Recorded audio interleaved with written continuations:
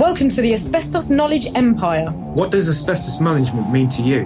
I used to really struggle with the asbestos management at my site, but now it's a breeze. It used to be really expensive. I was paying loads, but now I've got my asbestos power team in place. It's so much easier. Asbestos can be a pain in the arse if not handled right. We had to stop the job because asbestos was discovered. Now we don't have that problem. Asbestos management is easier than you think. Asbestos management. Be proactive, not reactive. Think about asbestos first, not last. And now your hosts, best-selling authors and asbestos experts, Ian Stone and Neil Munro. Hi, welcome to the Asbestos Knowledge Empire. Today, we're going to talk about... What is asbestos? That's the question we're going to answer. It's a big question. We get asked it quite a lot. And before we go into it, there's a few things that asbestos isn't. It's not man-made. There's a big misconception out there that asbestos was man-made. It doesn't grow. It doesn't form. It doesn't appear. It's not spores. Spores, that's another big one. There's no asbestos spores out there. So that's what it isn't. So what actually is it? Well, the shortest, easiest, basic way to describe asbestos is it's a mineral that is formed within the veins of a rock. Yeah, so it's a naturally occurring silicate mineral, to be precise, isn't it? To be very precise. Yep. Which is fibrous in structure. Yeah, that's essentially what it is. It's mined out of the ground, it's milled down, the veins are milled down, and then we use that raw fibre. Yeah, it's kind of crushed on site. It's a similar mining process to how you would mine coal and other sort of products that come out of the ground. Yeah, coal, talcs, those kind of things. So yeah, if you can imagine the big mining trucks that go digging into big pits, extracting the actual raw asbestos fibre out of those. I suppose the next kind of thing is, well, where is it in the world? The main places that it was mined commercially: Russia, China, Brazil, Kazakhstan, India, Canada as well, South Africa. So quite a large chunk of the world have got asbestos in one shape or form. Now, they don't all mine the same asbestos. They mine different types in different parts of the world because, like a lot of mineralogy, it only forms in the certain conditions that are there. So Canada, for instance, mined chrysotile white asbestos. Yeah, and Australia mined asbestos as well. They predominantly mined chrysidolite blue asbestos. That mine has been shut down for many years now, and it's off the maps, so you can actually see that. Yeah. If you do go onto Google, you can actually see some of the big asbestos mines, and that will give you sort of an indication of how much asbestos has come out of these places. So if you look at it in Google, there's a place called Asbestos in Russia, and there's a town called Asbestos in Canada. So if you look for those, you'll be able to see the big, massive asbestos mines, and they are really gigantic. Yeah, they were like open cast mines. So you're not looking for, when I think of a mine, I think of like the old northern coal pits where you've got like little entrances. These were open cast mines. So you're looking for massive swaths of land that have just been dug out, basically, to grab that raw fibre. The next kind of question in that one, how many types are there? Okay, so there's 6 types of asbestos.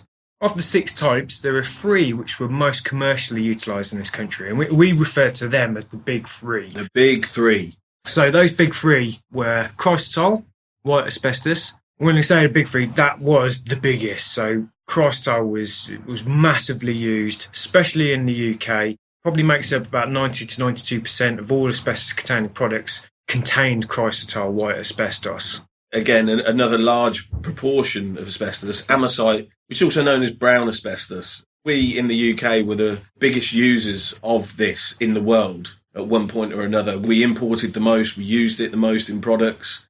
We loved asbestos, and we loved brown and white asbestos, definitely. Yeah, there is some interesting sort of thoughts on brown asbestos because we were the biggest user of brown amosite asbestos in the world, and we've kind of got the biggest mesothelioma death rates within the world. And some sort of scientists are linking those two facts together, that there may be a link between our massive use of amosite brown asbestos and, again, our high mesothelioma rates. Yeah, which, again, I can sort of see why we used it the most. It's in most of the products that we manufactured here. And when I say we used it the most, if we imported like 30 to 40 million tonnes of asbestos, that went into a lot more products because only small amounts of asbestos essentially was used in products. And what I mean is at the factories, they would take the raw asbestos fibre and then add that to other things. So, for instance, garage roofs. Everybody knows the corrugated garage roofs. They would take about 15% chrysotile white asbestos and add that to Portland cement to then manufacture and make the roof sheets that you can see literally everywhere in the country. The next biggie was chrysotile blue asbestos. So chrysotile blue asbestos, that was really used predominantly in the early days of asbestos use. The school of thought behind that chrysotile was kind of drifted off from, because there was a thought publicly that chrysotile blue asbestos was more harmful than the other amosite and chrysotile. If you have got an asbestos product that contains chrysotile, generally speaking, it's an older product. So that could be an asbestos cement. So if it's asbestos cement sheet, generally, if it contains chrysotile, it's a lot older than if it was just chrysotile. And same with asbestos insulating boards. If you've got a board which contains chrysotile, generally speaking, that is an older board. That's a very good point. There is kind of misconception out there that white's the good one, brown and blue are the bad ones, with blue being the worst. That's not the case. That's not how we work to. Within the industry, we work and treat all asbestos as the same. They're all basically the same control limit. So the level that is set that we can disturb, if you like, asbestos to, and it can't go above that. And it's the same for all three. It's not like blue is a higher or a lower or anything like that. Like I said, they're all treated the same. Yeah, I think that sort of comes from an industry sort of institute that the asbestos industry sort of produced. The manufacturing industry and the mining industry. Yeah, originally when who were producing the products, they sort of volunteered banning chrysotile blue asbestos and then amosite brown asbestos before chrysotile. And there's a school of thought that that was generally because originally they were only really using chrysotile. As I said at the beginning, chrysotile makes it probably 92% of all products in this country. So again, the asbestos manufacturing industry sort of, I wouldn't use the word smokescreen, but they volunteered to sort of stop using chrysotile and amosite before chrysotile. And that kind of led to a misconception that chrysotile was safer than the others.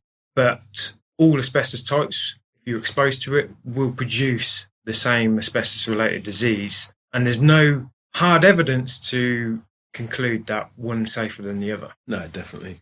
So they're like the main three, the big three. And then we've also got lesser three types of asbestos: actinolite, tremolite and anthophyllite. They were mined. They weren't as commercially mined and sought after as the big three. But when they were mined, if, say, they were going after, I don't know, chrysotile white asbestos and they come across a vein of tremolite asbestos, they didn't say, oh, right, stop works, lads, we've got to split that off. They just rubbed their hands together and said, happy days, threw it in the mix. And that's why we see asbestos, the lesser three, within products today.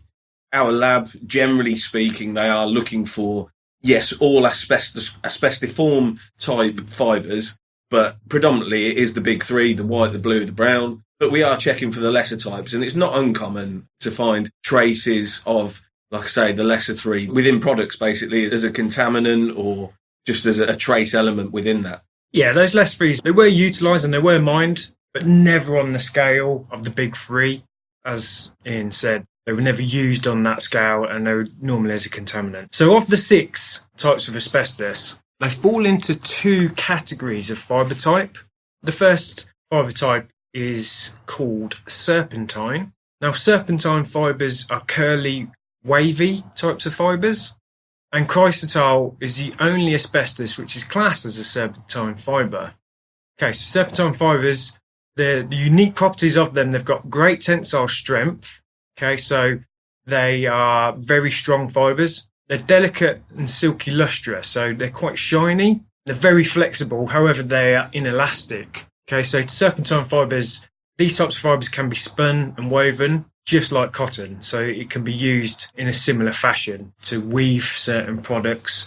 Yeah, and I mean, to give you an idea of some of the products, ropes, yarns, curtains, asbestos fuse suppressors, so woven fuse suppressors that line the really big fuse cartridges. They were kind of common things and common elements of how they kind of took advantage of the fact that it could be spun and woven. Yeah. We've seen asbestos clothes Yes. and dishcloth. We're not just sort of using it in buildings and stuff. We were wearing it at some point, and that's how versatile cryotile was. And you can kind of see, because of those unique properties, why it was used so much. You know, you could pretty much do anything with cryotile asbestos. You know, it was such a, at the time, magical, wonderful, useful product. If you were to look at asbestos cryotile fibres under a microscope, you would see that they are very curly, very wavy, and that's their sort of how they look under a microscope. So the other types of fibres, which all the other 5 fall into, are amphibole. So you've got serpentine fibres, which are the curly fibres, cryotile, and then amphibole. Basically straight, needle-like. So all of the other asbestos types are amphiboles. They've got great tensile strength. They are elastic. And like Neil was talking about, under a microscope, that's when you really do see how straight and needle-like they look, basically. Yeah, very different looking structure to the amphiboles to the serpentine fibres. So if you were to take the two, you've got the serpentine and amphibole, so that generally covers the asbestos types, 6 types. Yep. So thanks for listening. I hope that was useful. If you've got any questions, please join us on our Facebook community page, so Asbestos Knowledge Empire, and we'd like to see you on the next one. Yeah, and finally, remember, asbestos first, not last.